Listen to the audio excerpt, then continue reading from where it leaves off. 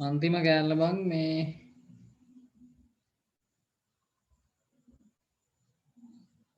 Transformers මේක එච්චර මේ ගණනුත් නැහැ ටියුටෝරියල් එකේ ගණන් 3යිද කොහෙද තියෙන්නේ මේ පොඩි තීරි කෑල්ල ටිකක් තියෙන්නේ සරල ටිකක් තියෙන්නේ මේකේ ට්‍රාන්ස්ෆෝමර්ස් ගත්තට පස්සේ බං මේ ට්‍රාන්ස්ෆෝමර්ස් වල මූල ධර්මය වෙන්නේ ප්‍රින්සිපල් එක වෙන්නේ විද්‍යුත් චුම්බක ප්‍රේරණය හරිද electromagnetic induction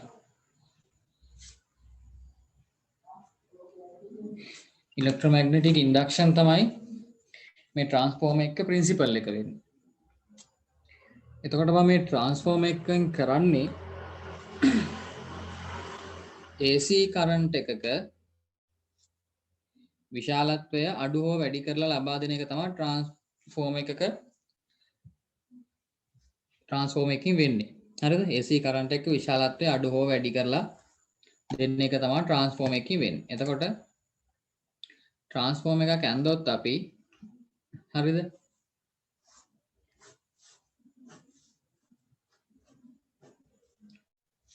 හරිද?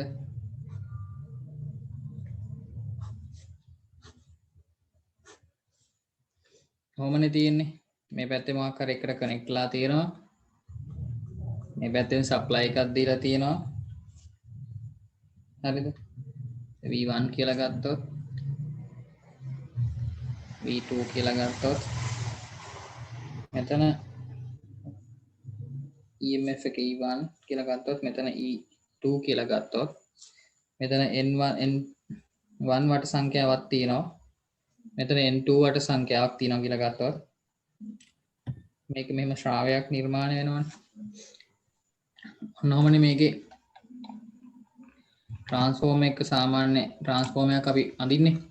එතකොට ට්‍රාන්ස්ෆෝමර් එකේ මේ පැත්තෙන් මේ පැත්තට අඩු එකක්ද වැඩි එකක්ද දෙන්නේ කියන එක තීරණය වෙන්නේ මෙන්න මේ කොයිල් එක මත. හරිද? මේකේ තියෙන වට ගාන සහ මේකේ තියෙන වට ගාන මත. හරිද? එතකොට මේකේ බං සාමාන්‍යයෙන් අපි අඳිද්දී ට්‍රාන්ස්ෆෝමර් එකක් මේවා කරද්දී මොකක් හරි කරද්දී අපි ඉස්සල්ලා ගන්න මේ පැත්තේ තියෙන එක ප්‍රයිමරි කියලා ගන්නවා. මේ පැත්තේ තියෙන එක සෙකන්ඩරි කියලා ගන්න ඕනේ බං. හරිද? ඕකනේ අපි සාමාන්‍යයෙන් කරන්නේ. හැබැයි ඇත්තටම මේකේ වෙන්නේ මේ ප්‍රයිමරි සෙකන්ඩරි කියන දෙක බෙදෙන්නේ බං. මේ සප්ලයි එකට කනෙක්ට් වෙලා තියෙන්නේ හැම වෙලේම ප්‍රයිමරි එක. ලෝඩ් එකට කනෙක්ට් වෙලා තියෙන්නේ හැම වෙලේම සෙකන්ඩරි එක. හරිද? එතකොට අපිට මේකේ පැත්ත මාරු කරලා වුණත් දෙන්න පුළුවන්. මේ පැත්තට ලෝඩ් එක දාලා මේ පැත්තට සප්ලයි එක දැම්මොත් මේ පැත්ත තමයි ප්‍රයිමරි එක තියෙන්නේ. හරිද? එතකොට බං ට්‍රාන්ස්ෆෝමර්ස් ගත්තාට පස්සේ වර්ග දෙකක් තියෙනවා. හරිද? ස්ටෙප් අප් ට්‍රාන්ස්ෆෝමර්ස් කියලා જાතියක් තියෙනවා. ස්ටෙප් ඩවුන් ට්‍රාන්ස්ෆෝමර්ස් කියලා જાතියක් තියෙනවා. හරිද? ස්ටෙප් අප් ට්‍රාන්ස්ෆෝමර්ස් කියලා කියන්නේ බං මේකේ මේ පැත්තෙන් එන එක මේ පැත්තෙන් වැඩි කරලා දෙනවා. හරිද? එහෙම එකට කියනවා අපි ස්ටෙප් අප් ට්‍රාන්ස්ෆෝමර්ස් කියලා. ඒ කියන්නේ ප්‍රයිමරි එකේට වඩා සෙකන්ඩරි එක වැඩි. හරිද? ස්ටෙප් ඩවුන් කියන්නේ බං මේ පැත්තෙන් විශාල එකක් ආවොත් මේ පැත්තෙන් එක අඩු කරලා දෙනවා. හරිද? ඒවා එකට කියනවා ස්ටෙප් ඩවුන් කියලා. හරිද? ඒ කියන්නේ ප්‍රයිමරි එකේ වැඩි සෙකන්ඩරි එකේ අඩු. හරිද? එතකොට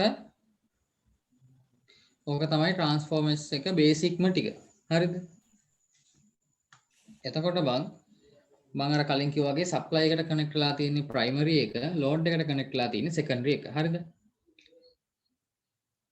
මේ අපිට මේ හම්බෙන ඉලෙක්ට්‍රිකල් ඉක්විප්මන්ට්ස් වලින් එෆිෂියන්සි එක වැඩිම ඉලෙක්ට්‍රිකල් ඉක්විප්මන්ට් එක තමයි ට්‍රාන්ස්ෆෝමර් එක. හරිද?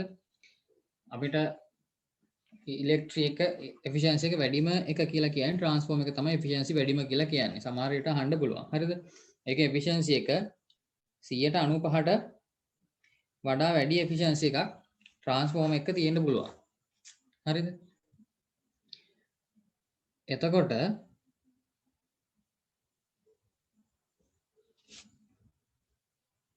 ට්‍රාන්ස්ෆෝර්මර් එක මේ තියෙන AC පවර් එක බම් ප්‍රයිමරි එකේ ඉන්න සෙකන්ඩරි එකට ට්‍රාන්ස්ෆර් වෙන්නේ මේ චුම්බක ශ්‍රාවය හරහා. හරිද? එතකොට මෙන්න මෙතන ශ්‍රාවයක් නිර්මාණය වෙනවනේ.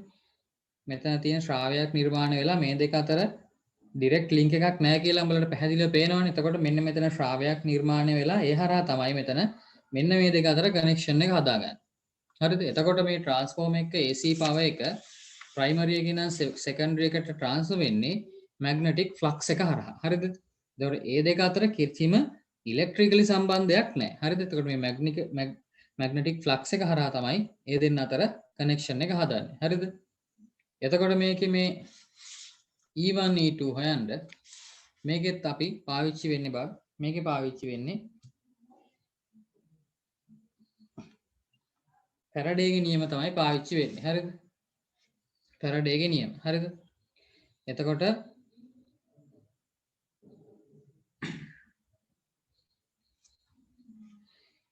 E1 මේ ෆැරඩේ නියම මතක ඇතිනේ මේක දාන විදිහ. හරිද? n ඍණ n1 dqi යට dt කියලා එනවා. E2 වෙනවා ඍණ n2 dqi යට dt කියලා. හරිද? එතකොට මේ n කියලා කියන්නේ පොටවල් ගණන මේකේ තියෙන කොයිල් එකේ කොච්චර පොටවල් ගාණක් තියනවද ටර්න්ස් කීයක් තියනවද කියන එක. හරිද? E කියන්නේ මේ විද්‍යුත් ගාමක බලය. හරිද? විද්‍යුත් ගාමක බලය තමයි E කියලා කියන්නේ. y කියලා කියන්නේ ෆ්ලක්ස් එක. හරිද? ෆ්ලක්ස් එක වෙනස් වෙන්නේ නැහැ. ෆ්ලක්ස් එක එකම තමයි. හරිද? එතකොට මේ ෆ්ලක්ස් එක වෙනස් වෙන්නේ නැති වුනහම ෆ්ලක්ස් එක වෙනස් වෙන්නේ දෙන්නටම එකයි. එතකොට අපිට මේ E1 කියන එකනා E2 ගෙන් බෙදුවාම අපිට ගන්න පුළුවන් E1 බෙදීම E2 සමානයි N1 බෙදීම N2 කියලා එකක් එනවා අපිට. හරිද? එහෙම එකක් එනවා.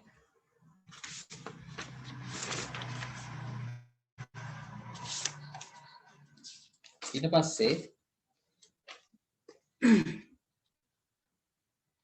පස්සේ අපි බලුවොත් ට්‍රාන්ස්ෆෝර්මර් එක EMF එක ඉලෙක්ට්‍රොමෝටිව් ෆෝස් එක. හරිද? EMF of a transformer. හරිද? මේ ට්‍රාන්ස්ෆෝර්මර් එක සරලව ඇඳගත්තොත්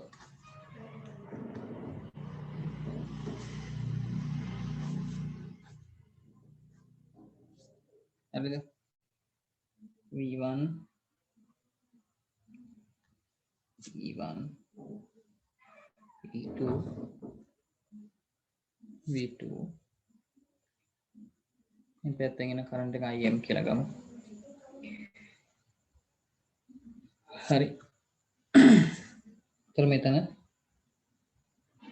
y කියලා ශ්‍රාවයක් නිපද වෙනවා. එතකොට මේකේ තියෙනවා n1 පොටවල් ගාණක්, මේකේ තියෙනවා n2 පොටවල් ගාණක්. එතකොට මේ ශ්‍රාවයේ සමීකරණේ අපිට සෙකන්ඩ් සෙම් එකේ තිබ්බා බම් මේවා y සමානයි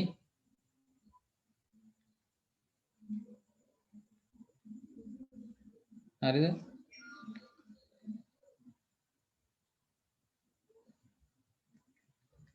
sin omega t. හරිද? අපි මේකේ E1 එක බැලුවොත් හරිද? E1 එක හොයන්න ගියොත් එහෙම E1 සමාන අපි ඉස්සෙල්ලා සමීකරණය ආවේ ඍණ n1 dqi යට dt. හරිද? එතකොට මේ ඍණ n1 dqi වෙනුවට අපිට y වෙනුවට දාන්න පුළුවන් y m sin omega t. හරි අපි මෙතන දානවා d y m sin omega t බෙදීම dt. හරිද? එතකොට t හරිද බං? එතකොට අපරාධියම් පොඩ්ඩක් ඉඳපන්.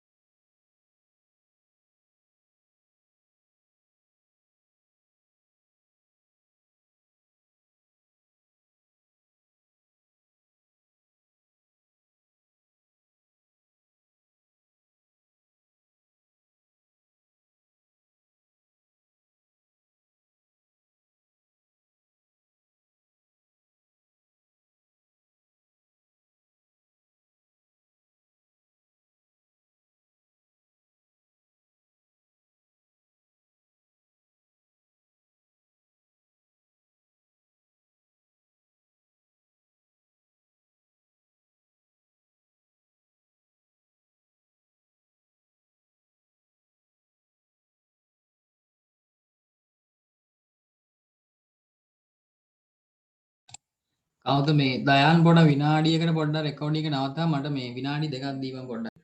එදිට පොඩ්ඩක්. හරිද? එතකොට දැන් මෙහෙම ආවනේ බං. මෙහෙම ආවට පස්සේ ඊට පස්සේ අපි මේක අවකලනය කරගන්නවා. ටීවී ෂෙන් අවකලනය කරගත්තට පස්සේ අපිට එනවා මචං ඍණ ඔමෙගා n1 ym cos omega t කියලා. හරිද? cos omega t omega එනකොට අපිට දාන්න පුළුවන් 2πf කියලා. හරිද? එතකොට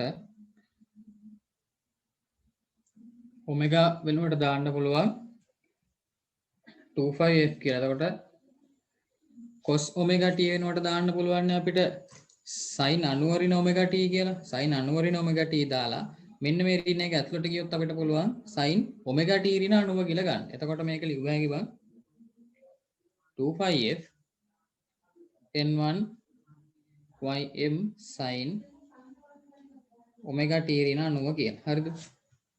cos omega t කියන එක sin අනුවරිණ omega t කියලා ලිව්වා. ඍණ එකෙන් වැඩි කළාට පස්සේ omega t ඍණ අණුව කියලා ආවා. හරිද? එතකොට හරිද?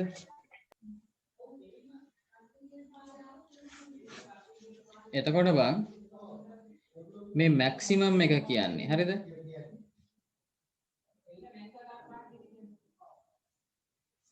පොඩ්ඩක් සද්දේ බං පොඩ්ඩක් ගණන් ගන්න දෙපා.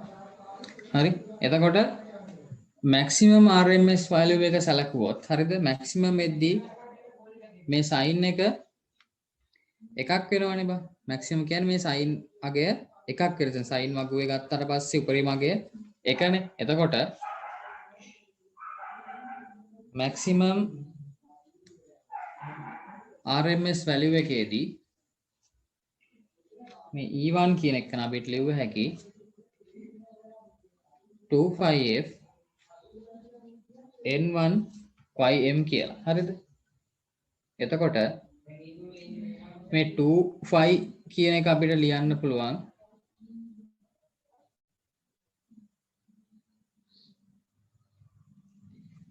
මේ RMS value එක තියෙනවනේ බං. හරිද? පොඩ්ඩක් ඉතින් මම මේක ෂෙයා කරලා පෙන්නන්න ඩිස්ප්ලේ. හරිද? මේ තියෙන්නේ. එතකොට මෙතන මේ තියෙන මේ කැල්කියුලේෂන් සාමාන්‍ය කැල්කියුලේෂන් එක තියෙන්නේ බං 2πf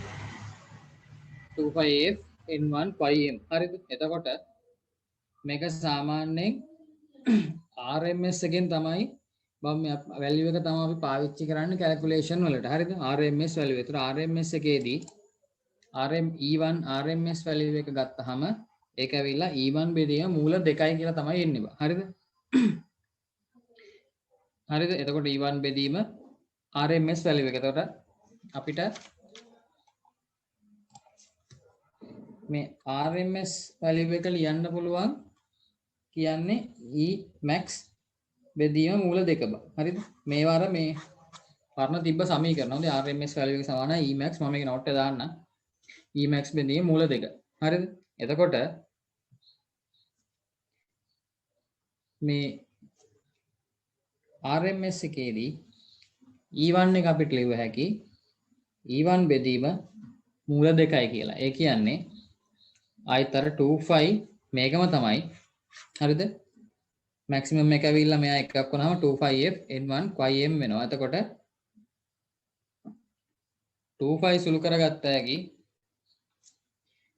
4.44 f n1 ym කියලා එනවා. හරිද? මේ වගේම E2 RMS මේක මම පැහැදිලි වෙන්නේ මේ මේකේ ලොකු අමාරු ගණන් නැහැ. මේක මම උදාහරණයක් කරද්දී උඹලට පැහැදිලි වෙයි. හරි? E2 බෙදීම මූල 2යි සමාන එකත් 4.44 f n2 y maximum එක. හරිද? ඊට පස්සේ බන් තියෙනවා જાතියක් අපිට කියනවා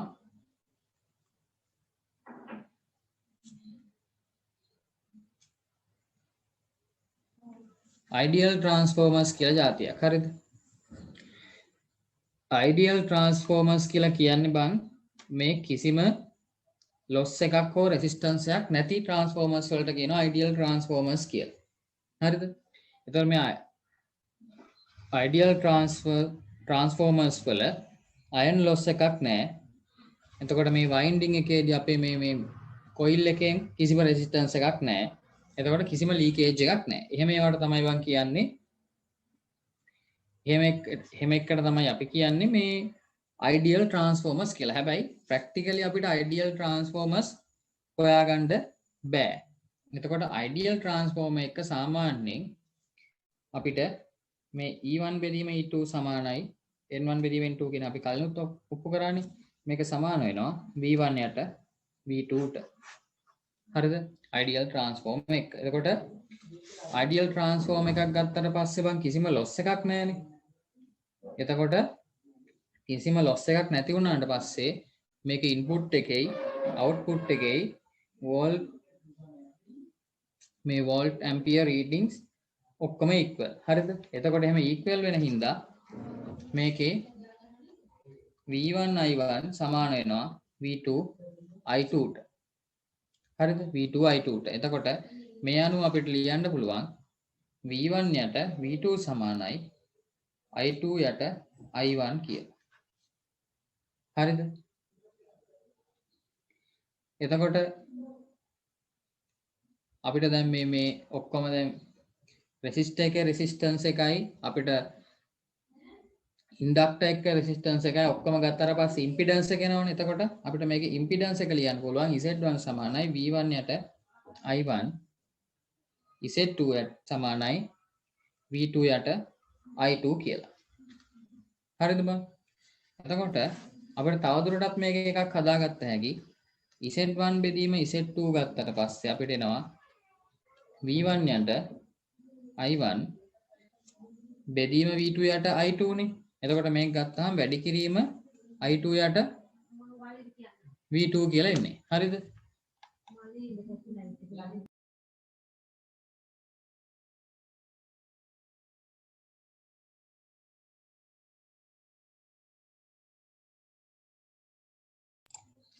හරිද?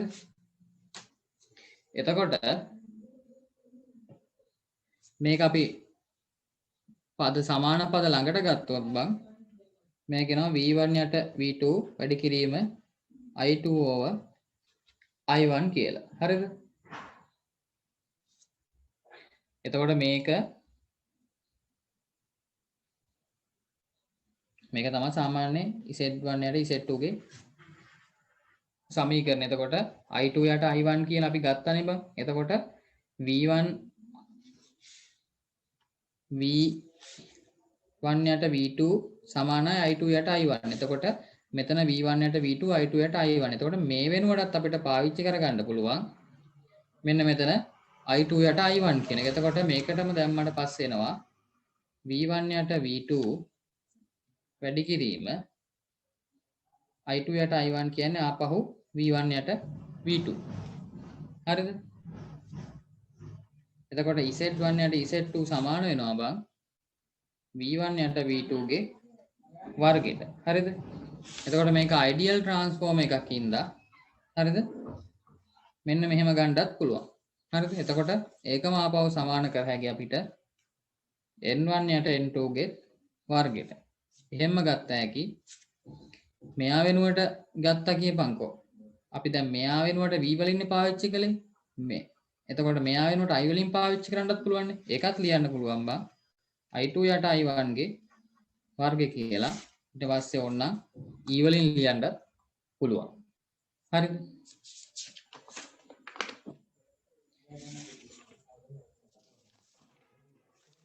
ඊට පස්සේ බං සාමාන්‍යයෙන් ඕක ප්‍රැක්ටිකල් ට්‍රාන්ස්ෆෝර්ම් එකක් නෙවෙයි. ප්‍රැක්ටිකල් ට්‍රාන්ස්ෆෝර්ම් එකක් වුණාට පස්සේ මේකේ මේ තියරි වල ඇති දෙයක් නැහැ හොඳේ. මේක මේ ප්‍රැක්ටිකල් ට්‍රාන්ස්ෆෝර්ම් එකක් වුණාට පස්සේ ඒකේ සාමාන්‍ය ට්‍රාන්ස්ෆෝර්ම් එකේ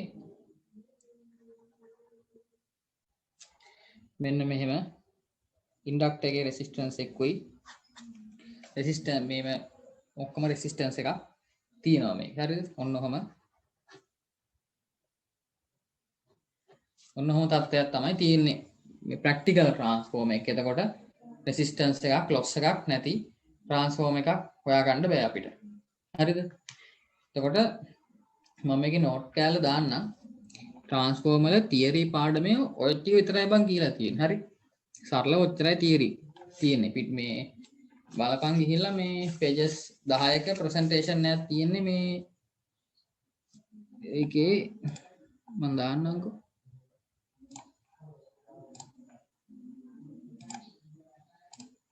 හරිද? මේක මේ pages 10ක් තියෙන්නේ මේ පොඩ්ඩයි මේ තියරි වල ඇති දෙයක් නැහැ. හරි. ප්‍රැක්ටිකල් ට්‍රාන්ස්ෆෝර්ම එක කියලා ඔන්න ඔච්චරයි මේකේ නෝට් එක. හරිද? එතකොට මේකේ ගණනුත් මේකේ වැඩිය දීලා නැහැ. අපි ගානකට යන්. හරිද?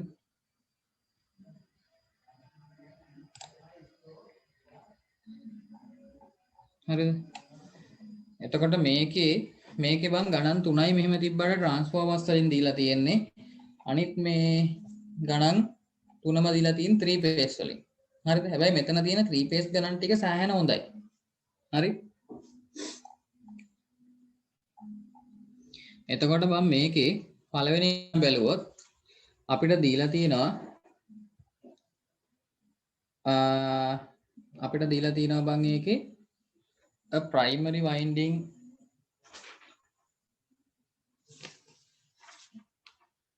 primary winding of transformer rated 115යි කියලා දීලා තියෙනවා. හරිද? 115යි and the secondary winding 300යි කියලා දීලා තියෙනවා. හරිද? එතකොට V1 දීලා තියෙනවා 115යි වෝල්ට් කියලා. V2 දීලා තියෙනවා 300යි වෝල්ට් කියලා. primary winding එකේ turns 500ක් තියෙනවා කියලා තියෙනවා. හරිද? N 500යි කියලා දීලා තියෙනවා. secondary output එක volt amperes වලින් දීලා තියෙනවා 300යි කියලා. ඒ කියන්නේ බං මේ දීලා තියෙන්නේ අර apparent power එක. volt amperes වලින් එන්නේ apparent power එකනේ. volt amperes වලින් එන්නේ apparent power එක. active power එක එන්නේ watt වලින්. reactive power එක අපි සාමාන්‍යයෙන් VA var වලින් දාන්නේ. එහෙමනේ දාන්නේ. එතකොට මේ දීලා තියෙන්නේ apparent power එක. එතකොට at 300 volt කියලා දීලා තියෙනවා. හරිද? එතකොට අපිට මෙතන පළවෙනි ප්‍රශ්නේ අහන්නේ බං. පළවෙනි ප්‍රශ්නේ අහන්නේ full load secondary current. හරිද? එතකොට secondary current එක අහනවා අපෙන්. හරිද? එතකොට මේකට අපිට කෙලින්ම දැම්ම හැකි බං P සමානයි VI. හරිද? apparent power එකනේ. එතකොට cosine කතා නැහැ.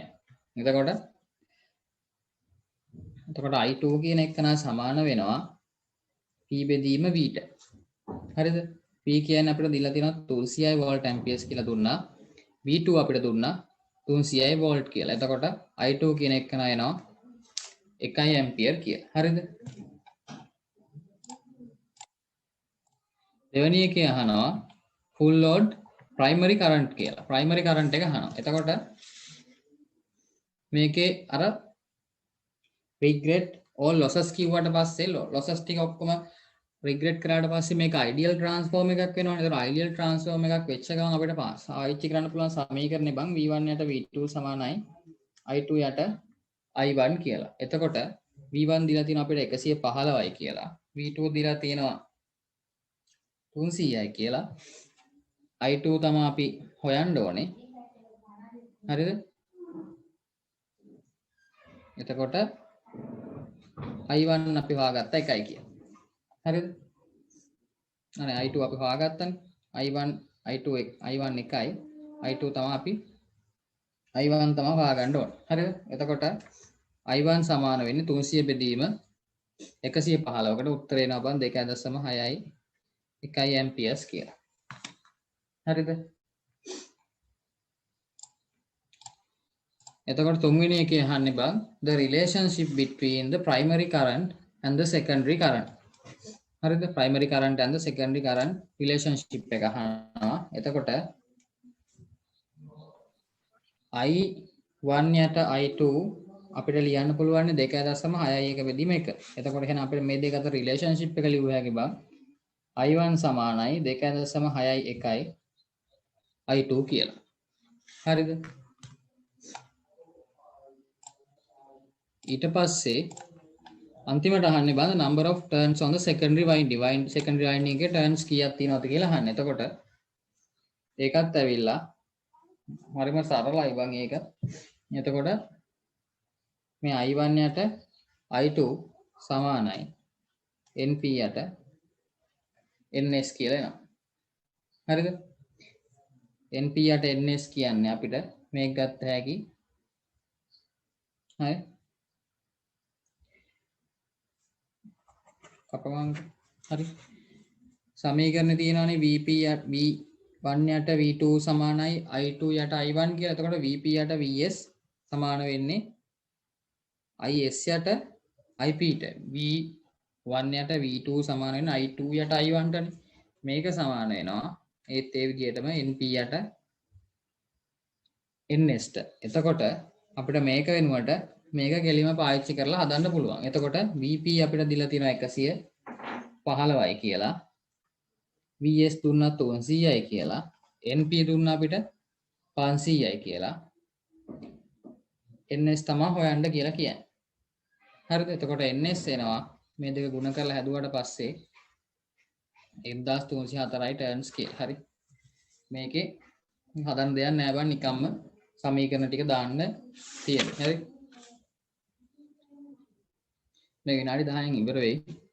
විනාඩි තව 6ක් විතර තියෙන්නේ. හරි. ඊට පස්සේ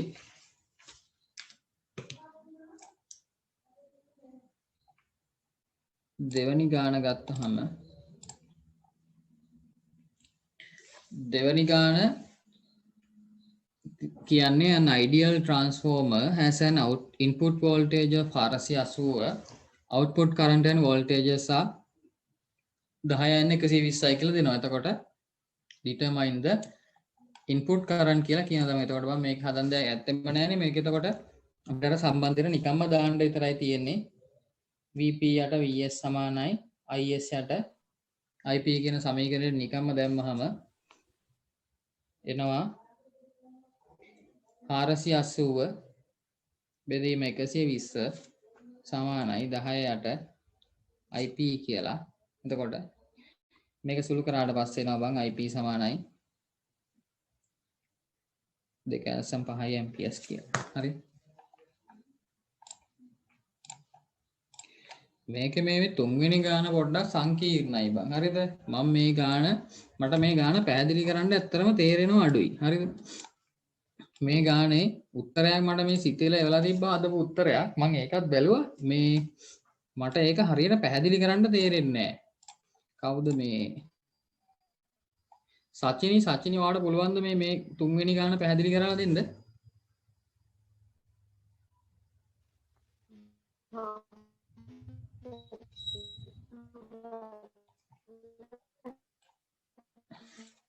එන්නේ සජිනි. රසීත්. ඔව්. සජිනි.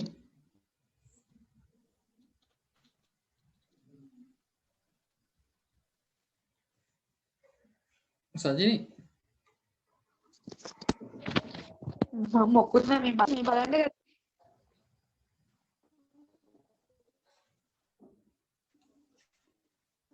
හරි මේ ඇහෙන්නේ සජිනි මේ ඇහෙන්නේ නෑනේ. හරි මේ කමන්නේ මේ මම ඒක මේ ඒ වුණත් හදලා දාන්නම් ටිකක් පැහැදිලි විදියට. මට මේ ඒක හරියට පැහැදිලි කරන්න තේරෙන්නේ නැහැ බං. ඒ ගාන ටිකක් මේ සංකීර්ණ ගානක්. ඒක මේ කියන්නේ මේක මේ 아무තු විදියට ගාන දීලා තියෙන පොඩ්ඩක් ඒක මේවා කරලා බලපංකෝ. මේ හදන්න try එකක් දීපන්. මම මේ ඒ ගාන දාන්නම්. හරි.